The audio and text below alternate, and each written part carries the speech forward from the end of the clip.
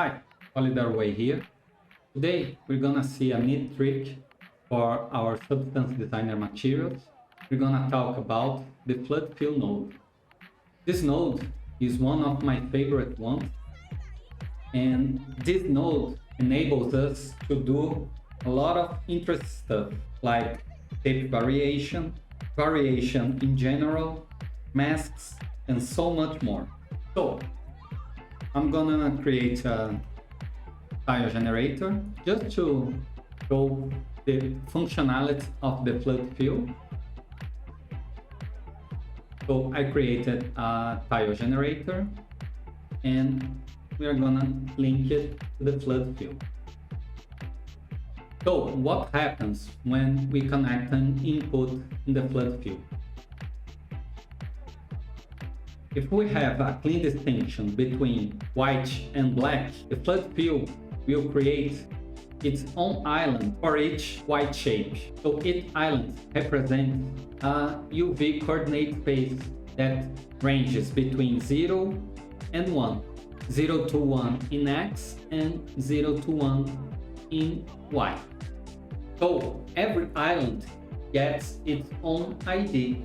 So the result of the FloodFill combined with one of his brothers, there are a lot of nodes that will use this FloodFill raw information, like the FloodFill to grayscale, FloodFill to gradient, FloodFill to random grayscale, and so on. And each node will have its own functionality that will vary according to this UV space and ID. So because the FloodFill converts the white space to this UV coordinate space, if we have a lot of gray colors, the FloodFill will break. Let me demonstrate. I will grab this tile generator and I will blur it.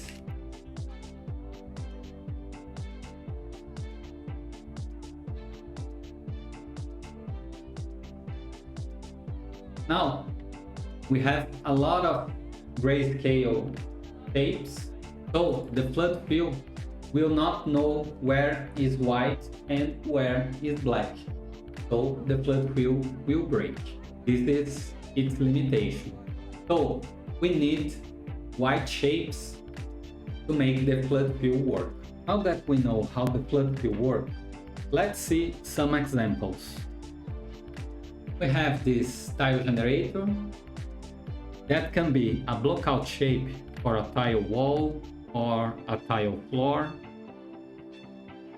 So we are gonna use the FloodFill to create some variation, some height variation to these tiles.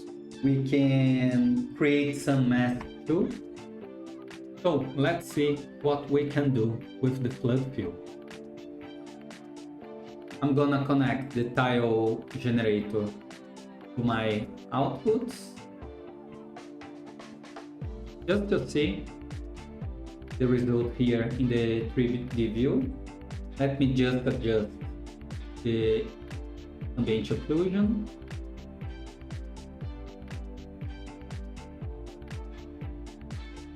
Nice. And the normal, let's increase it a bit too. Let's enable the tessellation in the shader too. So we're gonna go here in materials, full, dope standard material, tessellation plus displacement. And here in the properties, let's find the height. Let's increase the height scale and the tessellation factor so we can have more resolution.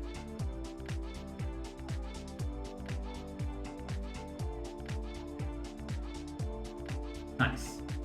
Now let's create some shape variation because every tile has the same height and this is not very natural. So the FloodFill will help us to give this natural look to the heights of this tile. Let's create a FloodFill to random grayscale.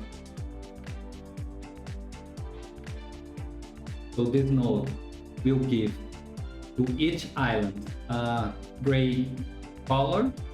We can bevel our tiles a little bit just to eliminate this artifact. So let's create a bevel. I like to create a bevel, increase the distance to 1 and give an auto levels. It will give a nice bevel. We can create in a future video an explanation about the bevel node if you guys want it. Let's blend it with our original tile.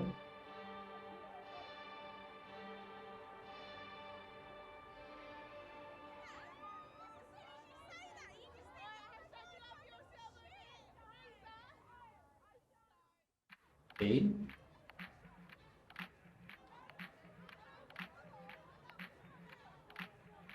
A little better. Maybe we can give some more room to each tile.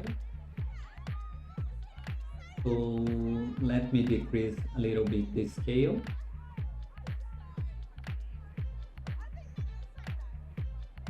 Okay, better. Now let's create some height variation. We have this FloodFill. We are going to blend.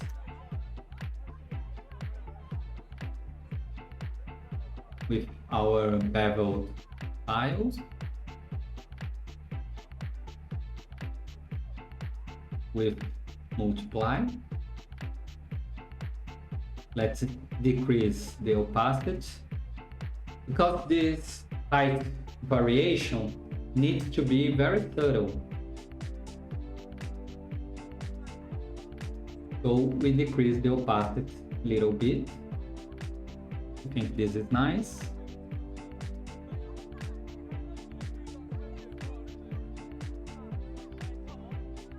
One little trick that we can do to make this transition a little better, instead of we use the tile generator with this gap for each tile, we can increase the scale to 1, give a little luminance random. So each tile will have its own gray color. Then we are going to use the edge detect. So we can create the gap for each tile using the add width. It will be a cleaner way to create these gaps.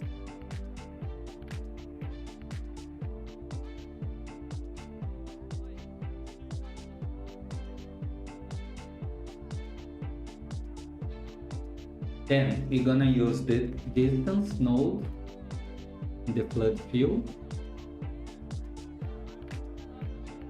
The edge detect will be the first input, and the FloodFill to random grayscale will be the fourth input.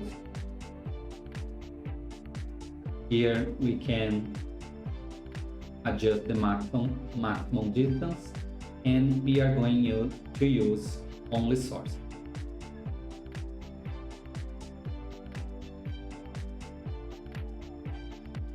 Now we have some nice transitions here.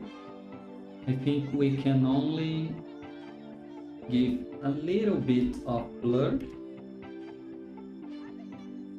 just a little bit.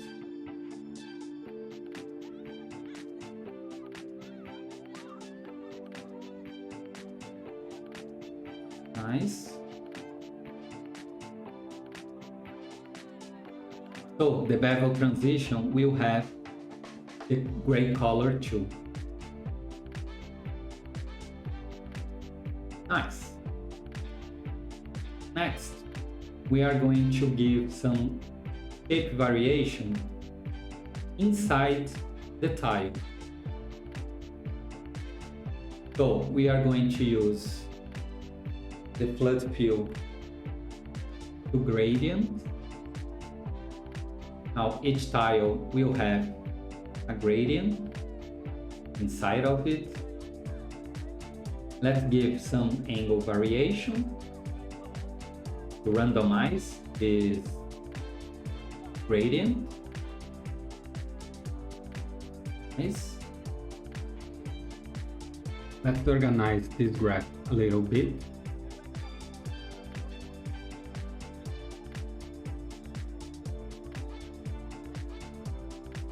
We are going to use the same trick with the distance node.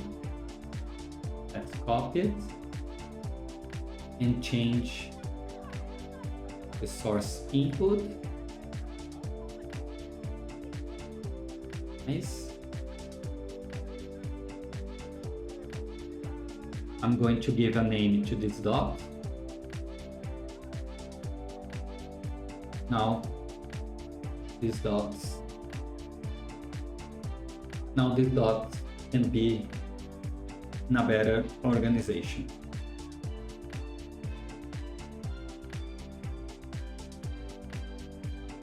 Okay, now that we have this gradient, we are going to blend it.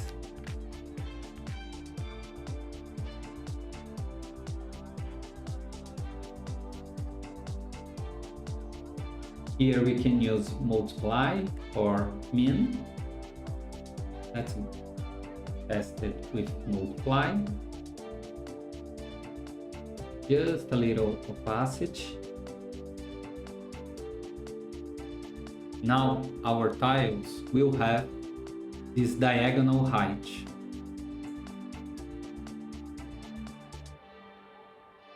Nice.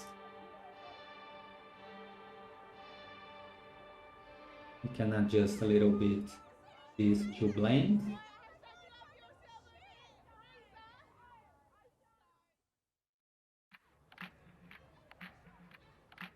Another thing that we can do with this FloodFill to gradient is to create some cuts. We can grab the treatment with the distance node and pass it with a levels node. So let's duplicate these two nodes. Let's put here.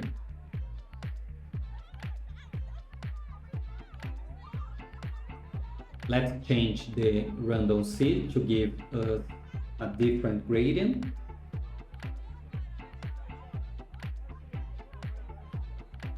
And here we are going to use the levels node, or we can use the histogram scan.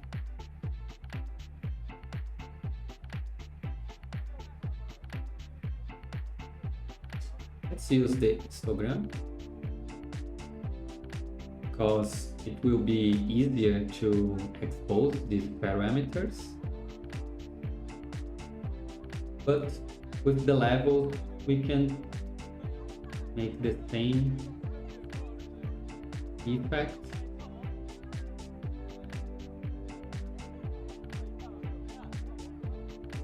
But we are going to use the histogram.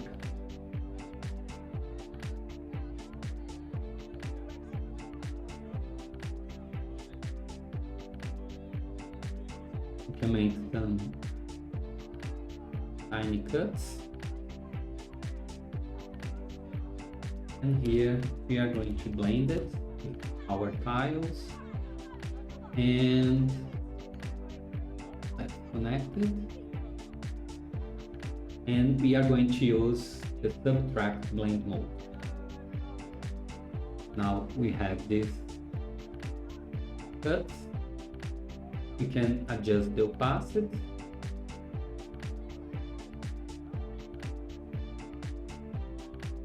We can adjust the contrast.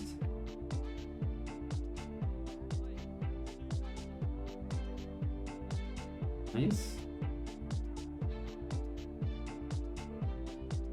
But with this configuration, every tile has a cut. Let's suppose that we want to give just these cuts to some tiles. So one thing that we can do is to create a mask so we can isolate some tiles and apply the cut effect. So we are going to use the FloodFill again. An easy way to create these cuts, and we are going to use this FloodFill to random color.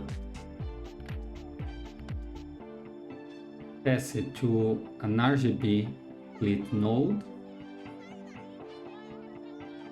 because now we can have 4 different outputs that can be masked, and it's very cheap. Let's create dot here, another one here, and create a connection. Let's grab this mask, put below. Now we have these 4 masks.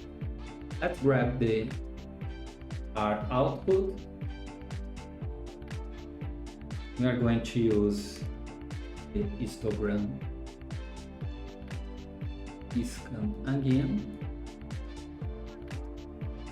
Let's give some position value, and the contrast will be 1. Now we have this mask that we can isolate some tile. Let's use it to be the opacity input of the blend.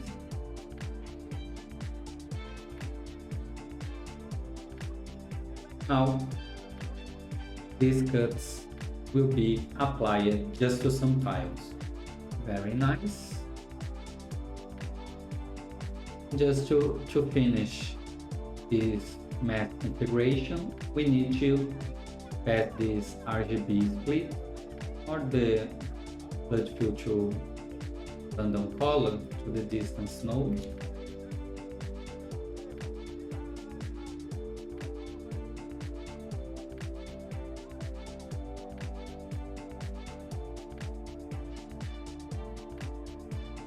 Just remember, for every FloodFill, we are going to use this distance node to make the integration a little better.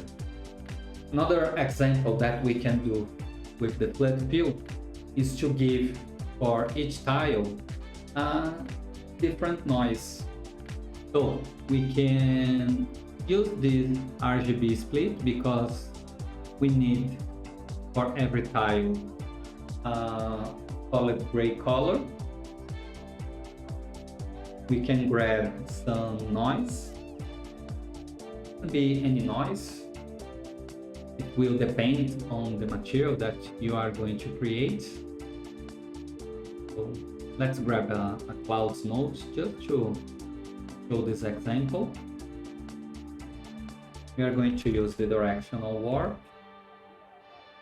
So the noise will be the input for the directional warp node, and we can grab the green channel output of the RGBA split to be the intensity of the directional warp. We are going to increase the distance. We can put a very high value because we'll give for every tile a unique application of this noise. So it's very useful to break any kind of noise that you want to apply in your material. Now we are going to blend it.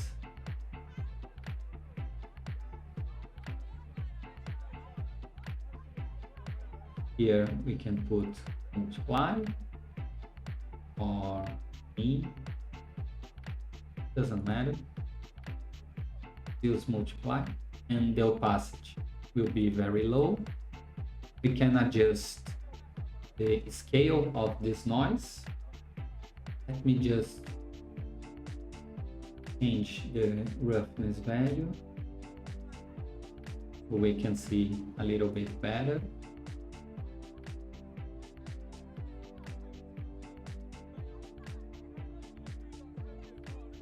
Yes.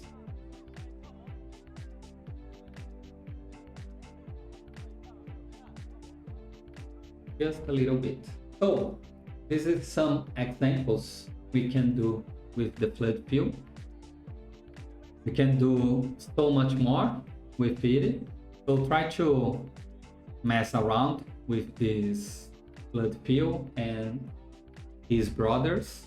I'm sure you'll have some neat effects.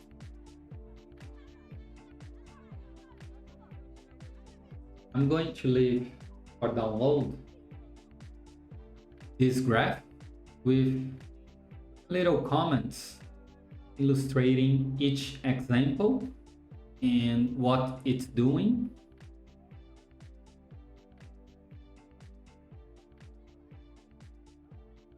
And I hope this helps you create some cool materials. If you like this kind of content, leave a like and give us a comment so we can have some feedback and improve our videos. Thank you so much and have a nice day.